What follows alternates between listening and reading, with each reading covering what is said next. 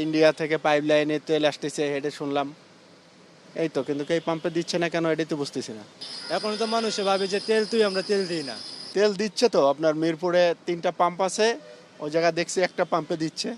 আবার আজকে খবরে শুনলাম যে আপনার সিঙ্গাপুর থেকে তেল আসছে, পরে আবার ইন্ডিয়া থেকে পাইপ লাইনে তেল আসতেছে হেঁটে শুনলাম। এই তো, কিন্তু এই পাম্পে দিচ্ছে না কেন, এটাই তো বুঝতেছি না। তেলের পাম্পে সংকট দেখছেন কিনা, তেলের সংকট দেখছেন কিনা? তেলের তো সংকট, মানে সরকার তো বলছে যে তেলের কোনো সংকট নাই, কিন্তু এটা কেন বন্ধ রাখতেছে আর কেন দিচ্ছে না, এটা তো বুঝতেছে না কেউ। জনগণের তেলের তো সংকট দেখাচ্ছে, কিন্তু গভর্নমেন্ট বলতেছে যে আপনার তেলের কোনো সংকট নাই, কিন্তু কেন এরকম হচ্ছে এটাই তো বুঝতেছি না। দীর্ঘ সিরিয়াল দিয়ে মানুষ তেল নিচ্ছে আর কি। বর্তমানে 9,000 লিটার, যেখানে তেল লাগতো আপনার 25 থেকে 30,000 লিটার, সেখানে তেল দেয় 9,000 লিটার। এখন তো মানুষে ভাবে যে তেল তুই, আমরা তেল দিই না, বুঝছেন, এই আর কি।